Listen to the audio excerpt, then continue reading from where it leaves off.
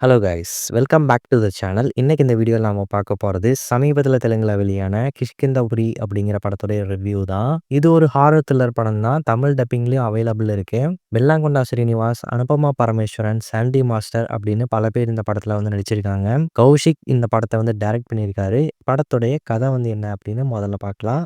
Haunted places, அதாவது பேய் இருக்கக்கூடிய இடமா தேடி போய் மற்றவங்களுக்கு சுற்றி காட்டக்கூடிய ஒரு வேலை பார்த்துட்டு இருக்காங்க நம்ம ஹீரோவும் ஹீரோயினும். ஸோ பேய் எங்கெல்லாம் இருக்கோ, ஸோ ஒரு பங்களாவில் இருக்கோ இல்லை வேறு ஏதோ ஒரு இடத்துல இருக்கோ, மற்றவங்களுக்கும் கூட்டிகிட்டு போய் சுற்றி காமிச்சு அங்கே என்னென்ன நடந்துச்சு அப்படிங்கிற மாதிரி சொல்கிறது தான் இவங்களுடைய ஒரு ஒர்க்காக இருக்குது. ஸோ இந்த முறை விசிட்டர்ஸே அவங்க எந்த ஹாண்டட் பிளேஸுக்கு போகணும் அப்படின்னு அவங்களாவே தேர்ந்தெடுத்து போகலாம் அப்படிங்கிற மாதிரி ஒரு வாய்ப்பு கொடுக்குறாங்க. ஸோ அப்படி இவங்க தேர்ந்தெடுக்கக்கூடிய அந்த ஒரு இடம் தான் பார்த்தீங்கன்னா கிஷ்கிந்தபுரி அப்படிங்கிற ஒரு இடம். ஸோ அங்கே ஒரு பாழடைஞ்ச ரேடியோ ஸ்டேஷன் இருக்கு. ஸோ அந்த ரேடியோ ஸ்டேஷனை தான் இவங்க சுற்றி பார்க்க போகிறாங்க. ஸோ இதுக்கு முன்னாடி இவங்க சுற்றி காட்டின இடத்துக்கும் இப்போ போன இடத்துக்கும் நிறைய டிஃப்ரென்ஸ் இருக்கு. அதாவது அங்கே ஆக்சுவலாக ஏதோ ஒரு அமானுஷ்யமான விஷயம் இருக்கு. ஸோ அங்கே இவங்க போயிட்டு வந்ததுக்கு அப்புறமா அந்த இடத்த சுற்றி பார்த்துட்டு வந்த சில பேர் அடுத்தடுத்து இறந்து போகிறாங்க.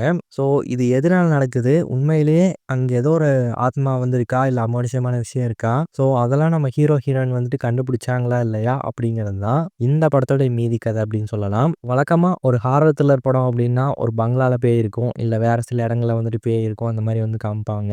இந்த படத்தில் ஒரு ரேடியோ ஸ்டேஷனுக்குள்ளே பேய் இருக்குது அப்படிங்கிற மாதிரி கதையை ஆரம்பிக்கிறாங்க.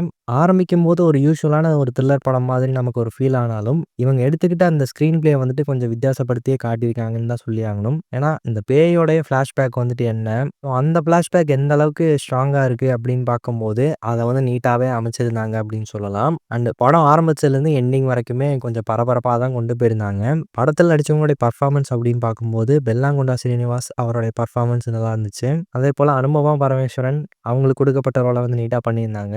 ஸோ இந்த படத்தில் பர்ஃபார்ம் பண்ணுறதுக்கான ஸ்கோப் அதிகமாக இருக்கிறது யாருக்கு அப்படின்னு சொல்லி பார்க்கும்போது சாண்டி மாஸ்டருக்கு தான். ஸோ அவருடைய கேரக்டர் இந்த படத்தில் ரொம்பவே டிஃப்ரெண்ட்டாக வந்திருக்கும். அண்ட் அது சூப்பராகவும் நடிச்சு கொடுத்துருந்தாரு. ஸோ இந்த படத்துடைய ஃபர்ஸ்ட் ஹாஃப் வரைக்குமே யார் இதை பண்ணுறான், எதுக்கு இப்படி நடக்குது அப்படிங்கிற மாதிரியான கேள்விகள் எல்லாத்தையும் கொண்டு போய் ஒரு பாயிண்ட்ல இன்டர்வல்ல சொல்லியிருப்பாங்க. அதுக்கப்புறம் செகண்ட் ஹாஃப்மே அந்த ஃப்ளாஷ்பேக் போர்ஷன்ஸ் இது எல்லாமே நல்லா இருந்துச்சு. என்ன ஒரு பிரச்சனை அப்படின்னு சொல்லி பார்க்கும்போது படத்துடைய ஆரம்பத்தில் வரக்கூடிய ஹீரோ இன்ட்ரோடக்ஷன் சீக்வன்ஸு, அதுக்கப்புறம் ஒரு சாங் ஒரு டியூட் சாங் இருக்கு. அது இந்த படத்தில் பெரிய அளவில் ஹெல்ப் பண்ணல அப்படின்னாலும் அந்த சில போர்ஷன்ஸ் கொஞ்சம் போர் அடிக்க தான் செய்யுது.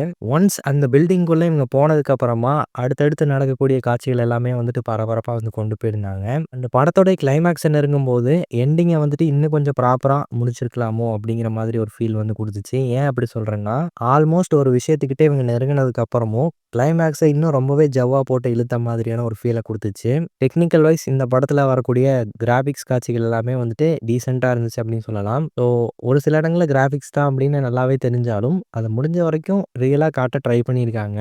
இந்த படம் பரபரப்பாக பார்க்க வைக்கிறதுக்கு இன்னொரு காரணம் படத்தோடைய பேக்ரவுண்ட் ஸ்கோர். ஸோ அது இந்த படம் முழுக்கவே நல்லாவே உதவி இருக்கு. ஸோ அண்ட் இந்த படத்தில் லாஜிக் அப்படிங்கிற ஒரு விஷயம் நிறைய இடங்களில் இல்லை அப்படின்னாலும் சுவாரஸ்யமாக 2 மணி நேரத்தை போர் அடிக்காத மாதிரி கொண்டு போனதுனால இந்த படம் தாராளமாக ஒரு டைம் ட்ரை பண்ணலாம். ஸோ அதுக்கான விஷயங்கள் எல்லாமே இந்த படத்தில் நீட்டாகவே அமைஞ்சிருந்தது. ஃப்ரீ டைம் கிடைச்சா இந்த படத்தை ட்ரை பண்ணி பாருங்கள். தமிழ் டப்பிங் நீட்டாகவே பண்ணியிருக்காங்க. ஸோ ட்ரை பண்ணி பாருங்கள். இந்த ஒரு ரிவ்யூ உங்களுக்கு பிடிச்சிருந்தா லைக், ஷேர், கமெண்ட், சப்ஸ்கிரைப்லாம் பண்ணிடுங்க.